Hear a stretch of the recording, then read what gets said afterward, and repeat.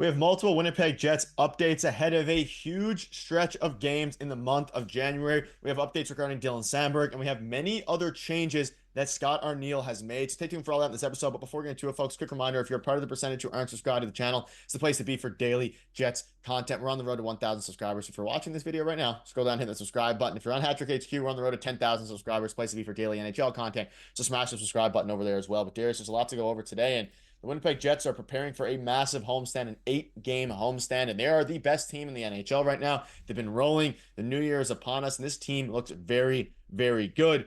But also, the trade deadline is starting to inch closer and closer. A lot of moves are going to be made here, and the Jets now need to figure out what injuries they have regarding players returning and how the lines are going to start working. So let's dive into this here. Happy New Year's, folks.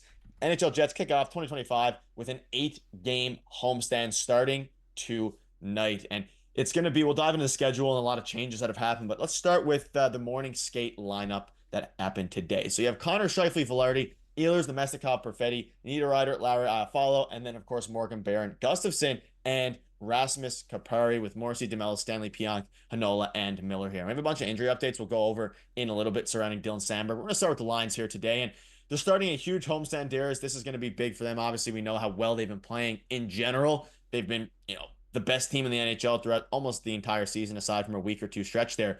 But they prepare tonight.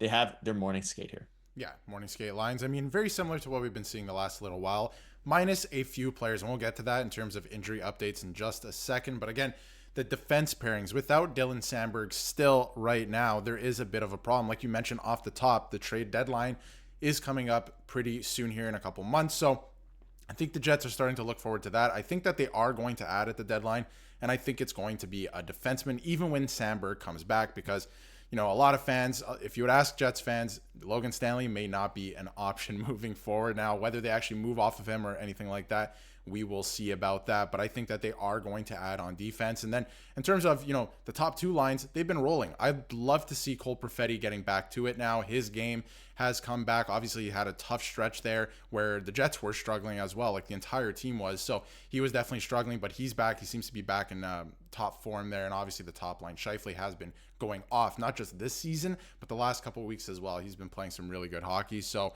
the lines are the lines. Obviously, they're dealing with a couple injuries, but as they get through this little stretch here in January, I think as we creep closer to the deadline, we're going to start hearing some rumblings about them adding on defense.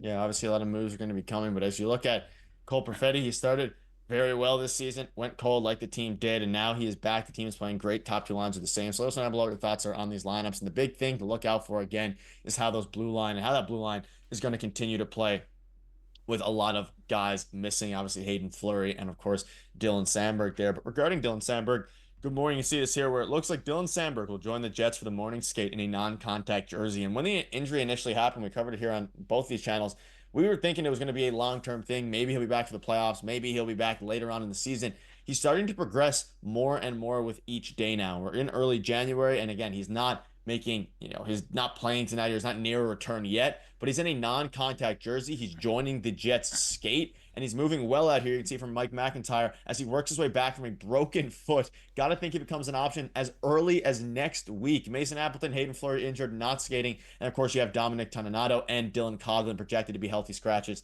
tonight. We've seen a little bit over the past few years of Dominic Toninato. But, Darius, Dylan Sandberg, an option as early as next week is shocking to me. Again, it's kind of just started to ear in that direction, so it's not necessarily shocking now.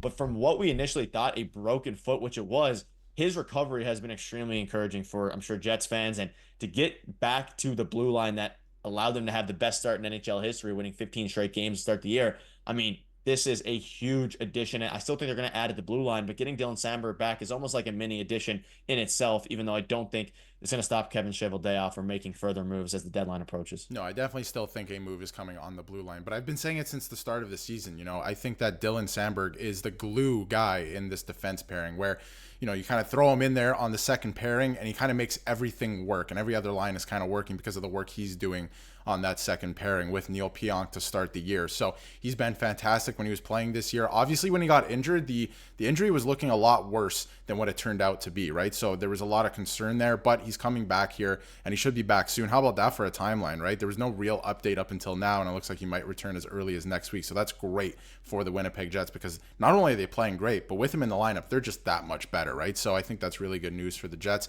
I'm not surprised with the healthy scratches. Tonight, obviously, Mason Appleton, no timeline for his return yet, but he should be back. It's nothing, doesn't sound like it's too serious. And then Hayden Fleury as well sustained that injury right before Christmas there, so he might be back as well. But again, still dealing with some injuries.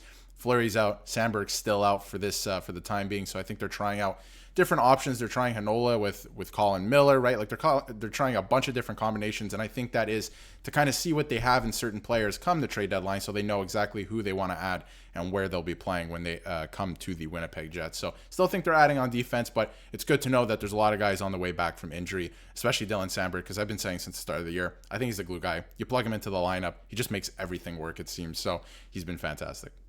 Yeah, and just look at the forward group here again.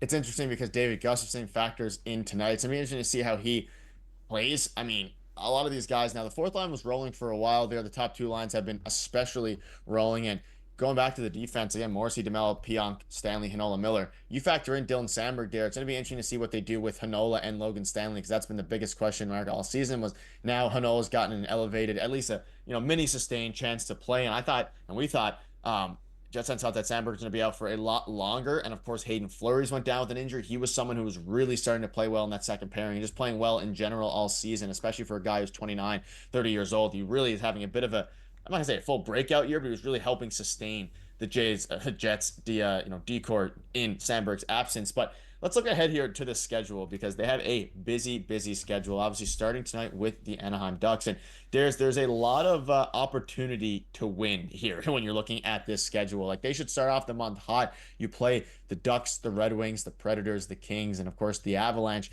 There's a lot of things going on here, and for a team that has played extremely well as of late, obviously sprinkling in some losses here and there, this is an opportunity for them to really get going, especially while they don't play on the road until the 20th of January. So show out in front of your home crowd, get healthy again, and then as the deadline approaches, see how you're doing after this month, because according to the report from Mike McIntyre there, Sandberg could play as early as the game against Nashville a week or a few days from now. Realistically, I would suspect maybe a timeline of Friday or Saturday for them, and they do have a back-to-back, so you expect Eric Comrie to get in there at some of the point there, at one of the points in next week's line of 3 games there. So a big opportunity for the Jets here. I think it's interesting you bring up Comrie as well, because I think he's going to be playing a ton this month, because coming into February, there's a lot of time off, but not for certain guys like Connor Hellebuck, who's going to be playing in the Four Nations face-off. So I think in a month like this, the first thing that jumped off the page at me, obviously 8 games in a row at home, right? The 8 games homestand, and then obviously the last one to end the month there, or not end the month, but at the end there against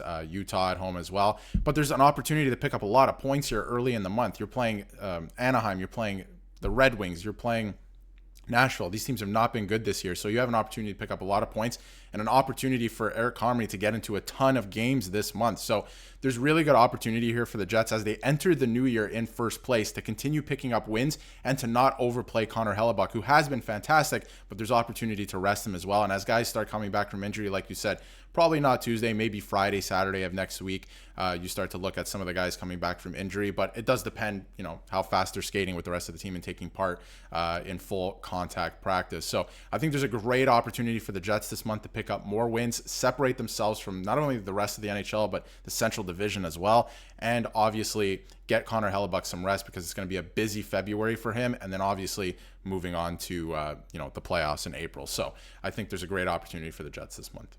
Yeah, let us know down below your thoughts on that. We'll keep you updated with all the latest news, so make sure to hit the subscribe button and let us know if you're excited or surprised about the Dylan Sandberg timeline. Thank you guys for watching. See you later.